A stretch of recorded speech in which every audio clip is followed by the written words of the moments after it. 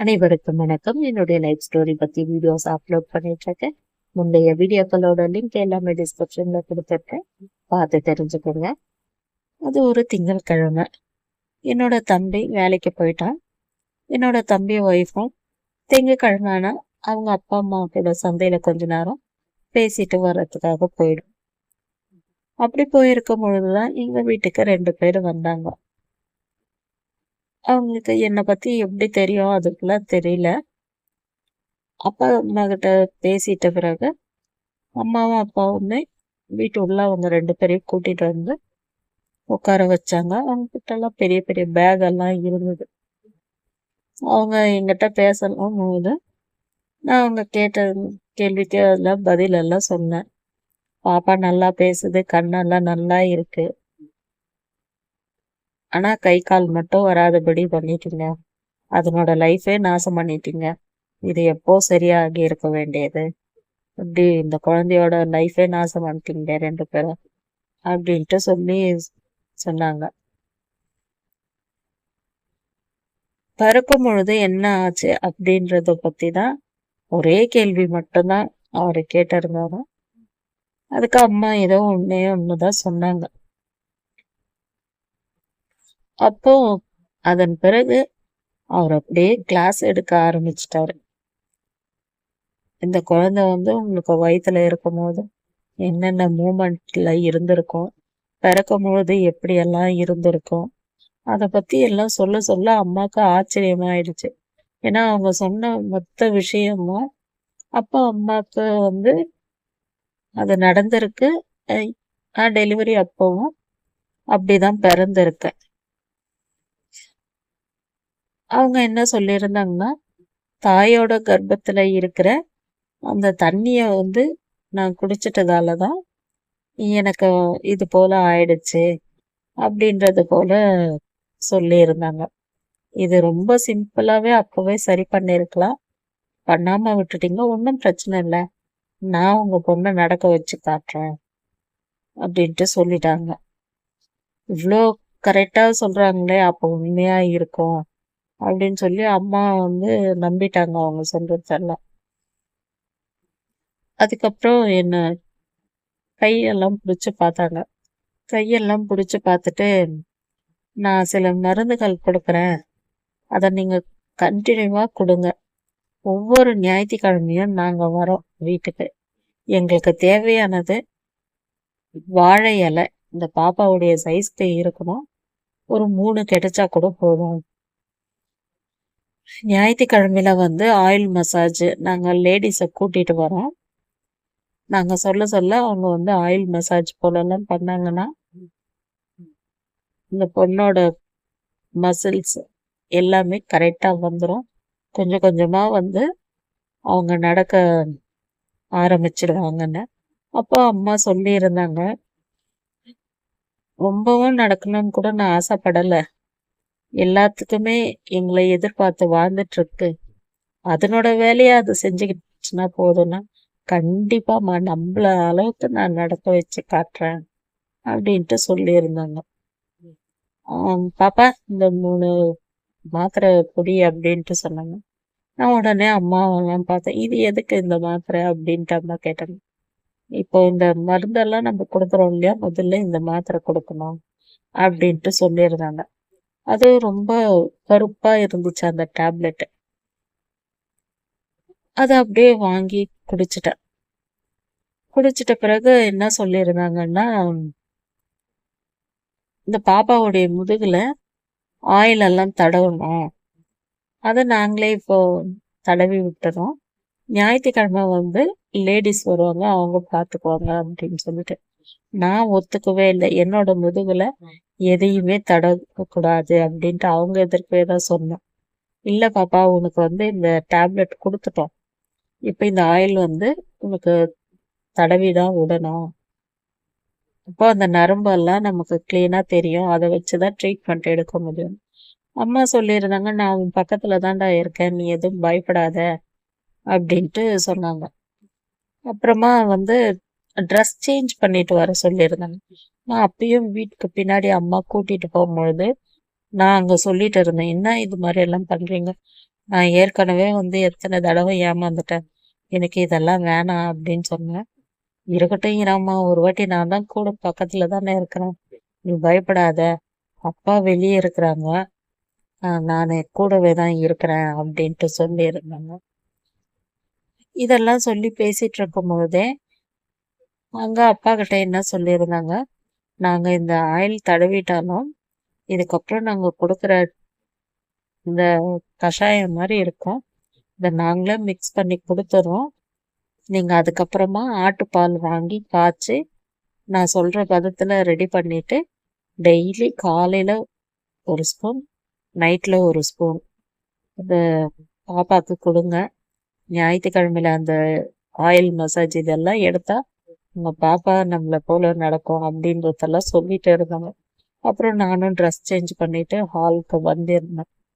வந்த உடனே அவங்க என்ன பண்ணாங்க, ஒரு டம்ளர்ல தண்ணி கேட்டாங்க. அப்போ கூட நான் அம்மா கிட்ட சொன்னேன், நீ இங்கேயே இருன்னு.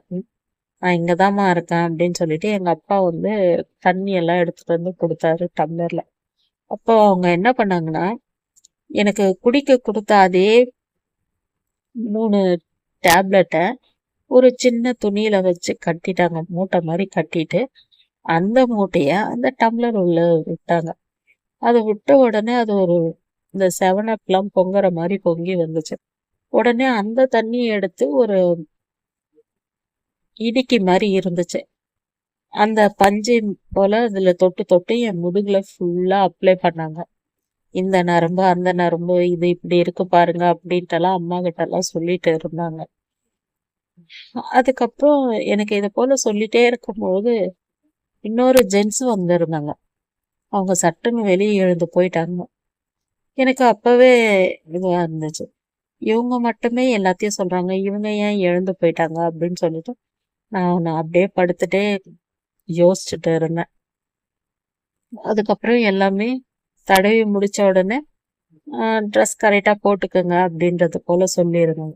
சரி, நான் எல்லாமே அம்மா ரெடி பண்ணி விட்டுட்ட பிறகு கஷாயம் வந்து நீங்கள் இது போல் ரெடி பண்ணணுமா, நான் அப்பா கிட்ட சொல்லியிருக்கேன், அது போல் நீங்கள் செஞ்சிருங்க அப்படின்னு சொல்லிட்டு 10 டப்பா எடுத்தாங்க, குட்டி குட்டி டப்பா. அந்த 10 டப்பாலையும் ஒவ்வொரு டப்பால இருந்தும் 10 மாத்திரை எடுத்தாங்க. எல்லாத்தையும் ஒரு பெரிய ஸ்டீல் பாத்திரத்துல போட்டாங்க. எங்க வீட்டுல தான் கேட்டாங்க அந்த பாத்திரம். அந்த டப்பால இருந்து எடுத்து போட்ட மொத்த மாத்திரையும் அதுல போட்டாங்க. அதுக்கப்புறமா தண்ணி ஊத்துனாங்க.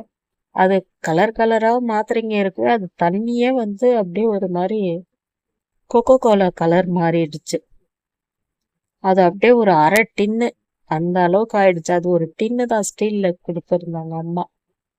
அப்ப இத என்ன சொல்லியிருந்தாங்கன்னா, இது இவ்வளோ மாத்திரை போட்டிருக்கோம், இது கூடவே ஆட்டுப்பால் காய்ச்சி பதமா அதுல இன்னும் ஒரு 2-3 ஏதோ ஒண்ணு சொன்னாங்க, அதை பதமா காய்ச்சி இதுல மிக்ஸ் பண்ணிடுங்க, ஒரு நாள் ஃபுல்லா இருக்கட்டும், அடுத்த நாள்ல இருந்து நீங்க காலையில ஒரு ஸ்பூனு நைட்டுக்கு ஒரு ஸ்பூனை கொடுங்க அப்படின்னு சொல்லும்போது, அப்பா நாங்க எங்க ஆட்டுப்பாலுக்கு போறது, அதெல்லாம் எங்களுக்கு காசு தெரியாது இன்னும். சரி சார், நான் வேணா கூட வேற ஒருத்தருக்கு எடுத்துட்டு போறதுக்கு காய்ச்சி எடுத்துட்டு வந்திருக்கேன், இதை வேணா உங்க பாப்பாக்கு கொடுக்குறேன், நான் அவங்களுக்கு இன்னொரு நாளைக்கு கொடுத்துருவேன் அப்படின்ட்டு சொன்னாங்க. அதையும் ஊத்திட்டாங்க. அது ஒரு பாட்டில்ல இருந்து ஊத்துனாங்க. அப்ப இன்னும் அந்த டின்ல அந்த தண்ணி நிறைய ஆயிடுச்சு. நான் பார்த்துட்டே இருந்தேன், இது இவ்வளோத்தையும் நம்ம எப்ப குடிக்கிறது அப்படின்னு சொல்லிட்டு. அதுக்கப்புறம் ஒரு பாட்டில் எடுத்தாங்க. அதுல அப்படியே கண்ணாடியில பார்க்கும் பொழுதே 5 மாத்திரை தான் இருந்தது. அந்த 5 மாத்திரையை எடுத்து காட்டி, இதை போடணும் சார், இதை போட்டாதான் இந்த மருந்து வந்து முழுமை அடையுது. ஆனா இந்த 5 மாத்திரையே 5000 ரூபாய் ஆகுது. ஒரு மாத்திரையோட விலை 1000 ரூபாய். எனக்கு எந்த காசும் வேணாம், நீங்க இந்த மாத்திரைக்கான காசு மட்டும் கொடுத்தீங்கன்னா போதும், நான் இதை வந்து இதுல கலக்கி கொடுத்துட்டேன்னா இதை பாப்பாக்கு வந்து நீங்க கொடுக்கலாம் அப்படின்னு. 5000 இப்ப எங்ககிட்ட இல்ல, வேணாம், நீங்க வேணா கூட இந்த கலந்து வச்ச கஷாயத்தை எடுத்துக்குங்க அப்படின்ட்டு அப்பா சொல்லிட்டாங்க. அப்ப வச்சாங்க பாரு ஒரு ட்விஸ்ட்டு. சார் என்ன சார் இப்படி சொல்றீங்க? உங்க பொண்ணுக்கு வந்து 3 மாத்திரை கொடுத்துட்டு இருக்கிறோம். அந்த 3 மாத்திரை கொடுத்துட்டதால இந்த கஷாயத்தை நீங்க கொடுத்தாதான், இல்லைன்னா உங்க பொண்ணுக்கு வந்து கை கால் வந்து அப்படியே இழுத்துக்கிற மாதிரி ஆயிடும் சாயங்காலத்துக்குள்ள. நரம்பெல்லாம் இன்னும் 2 மணி நேரத்துல அப்படியே இழுக்கிற மாதிரி இருக்கும் அப்படின்னு சொல்லிட்டாங்க. எப்படி இருக்கும்? எங்க அம்மாவுக்கு அப்படியே ஒரு மாதிரியா ஆயிடுச்சு. என்ன இது, நம்மளே நம்ம பொண்ணுக்கு எப்படி பண்ணிட்டோமே அப்படின்றதோ என்னவோ தெரியல. அம்மாக்கு என்ன சொல்றதுன்னே தெரியல. அப்பா கிட்ட சொன்னாங்க, எப்படின்னா காசு போயிட்டு எடுத்துட்டு வா அப்படின்னு. அவங்க என்ன சொன்னாங்க, நாங்க வேணா கூட வரோம் அப்படின்ட்டு எல்லாம் சொல்லியிருந்தாங்க. அப்புறம் அம்மாக்கு திடீர்னு ஒரு ஐடியா வந்துச்சு. எங்க மாமா பின்னாடி வீடு கட்டிட்டு இருந்துச்சு. அப்போ அதுகிட்ட போயிட்டு நான் காசு கேட்குறேன், நீ அதுக்கப்புறமா வேணா கூட அவங்களுக்கு கொடுத்துருங்க. மாமாவும் இல்லைன்னு சொல்லாம அம்மா கிட்ட 5000 ரூபாய் கொடுத்துருந்துச்சு. கொடுத்துட்ட பிறகு அவங்க எல்லாமே பேக்கேஜ் பண்ணிட்டு கிளம்பி போகும்போது, பாப்பா எதையும் மனசுல வச்சு யோசிச்சுட்டு இருக்காத, நம்ம நடப்போன்ற நம்பிக்கை வச்சுக்கோ. நான் வந்து ஞாயிற்றுக்கிழமை வருவேன், காலையில 8 மணிக்கே வந்துடுவேன், நீ சாப்பிட்டு ரெடி ஆயிரு. நான் வந்து லேடிஸ் எல்லாம் கூட்டிட்டு வரேன் சார். 3 வாழை இலை மட்டும் கரெக்டா ரெடி பண்ணிடுங்க, பாப்பாக்கு ஷார்ட்ஸ் போலலாம் எடுத்துருங்க அப்படின்ட்டு சொல்லிட்டு போனாங்க. எல்லாமே சரின்னு சொல்லிட்டு ரொம்ப தேங்க்யூ அப்படின்னு சொல்லி அம்மா அப்பா 2 பேரும் சொன்னாங்க. கிளம்பி போயிட்டாங்க. அவங்க கிளம்பி போனதுக்கு அப்புறம் எனக்கு வந்து அவங்க சொன்னது போலவே 2.5 மணி நேரம் கழிச்சு எனக்கு நரம்பெல்லாம் அப்படியே இழுக்கிற மாதிரி இருந்துச்சு. அங்கங்க எறும்பு கடிக்கிற மாதிரி இருந்துச்சு. எனக்கு இங்க சொரியேன், அங்க சொரியேன், எனக்கு வலிக்குது, இங்க வலிக்குது அப்படின்ட்டு எல்லாம் சொல்லியிருந்தேன். அப்புறம் 2 மணி போல ஆயிடுச்சு. இதையே எங்களுக்கு பேசி பேசி என்னோட தம்பி ஒய்ஃபும் வந்துச்சு. நடந்த விஷயத்தெல்லாம் என்னோட தம்பி ஒய்ஃப்க்கு அம்மா சொல்லிட்டாங்க. இது போல சொல்லிட்டாம்மா, மாத்திரை எல்லாம் கொடுத்துட்ட பிறகு கை கால் இழுத்துக்கும் சொல்லிட்டான், நான் என்ன பண்ணுவேன், இது போல காசு வாங்கி கொடுத்தேன் அப்படின்ட்டு சொன்னது. என்னோட தம்பி ஒய்ஃப் வந்து அப்பப்ப ஜேஏபி எப்படி இருக்குது, ஜேஏபி எப்படி இருக்குன்னு. நான் சொல்லுவேன், எனக்கு இங்க கடிக்குது அங்க கடிக்குதுன்னு. ஐயோ நரம்பு தான் இழுக்குதோ அப்படின்னு அது சொல்லும். இப்படியே வந்து சொல்லி சொல்லி சாயங்காலம் வந்து என்னை குளிக்க வைக்க சொல்லியிருந்தாங்க. ஏன்னா அந்த ஆயில் எல்லாம் அப்ளை பண்ணி இருந்ததால.